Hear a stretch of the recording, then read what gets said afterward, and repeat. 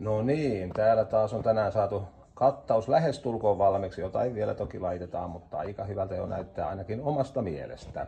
Huutokauppa siis 16. päivä tätä kuuta, marraskuuta, eli ensi viikon sunnuntaina kello 12. Paljon on tavaraa, keräilyä, sitten on kaikenlaista. Itse asiassa tosiaan on Bavarian tämmönen veitsisetti ja katoin netissä, että on tämmönen niin sanottu ammattikokin setti ja oli useita satoja euroja. Arabioa tietysti. Iittalaa.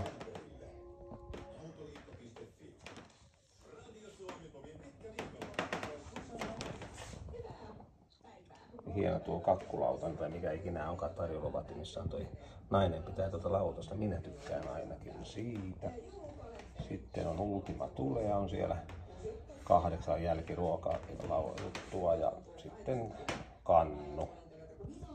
Sitten on tuossa Oiva Toikan ringeeraus. Toki löytyy pohjasta ja Toikan varis.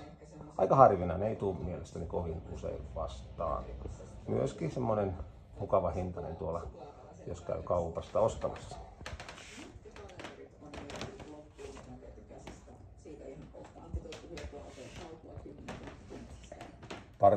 Pertti Sarpanevan pokaaleja tuolla ja vähän joululautas hommeleita ja siinä on taas Aino Aallon kirkas harvinainen vaasi ja nyt se on tommonen ison vielä niin kuin todella kookas, erittäin harvinainen. Sitten siinä on harvinaiset Riihimäen lasin kyntteliköt, todellakin en ole ikinä nähnyt aikaisemmin.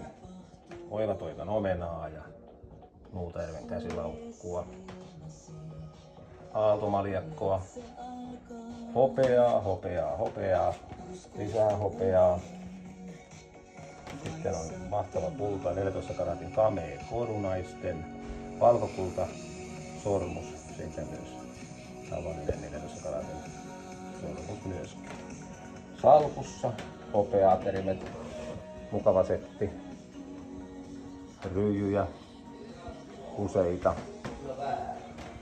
Sitten löytyy pöydässä lisää rahakokoelmaa, arabiaa, keräilyä. Tuossa on tuo Ornon valaisin, porakonetta, hitsiä ynnä muuta työkalua. Tavaraa on taas runsaasti. Ei muuta kuin huutamaan. Tervetuloa!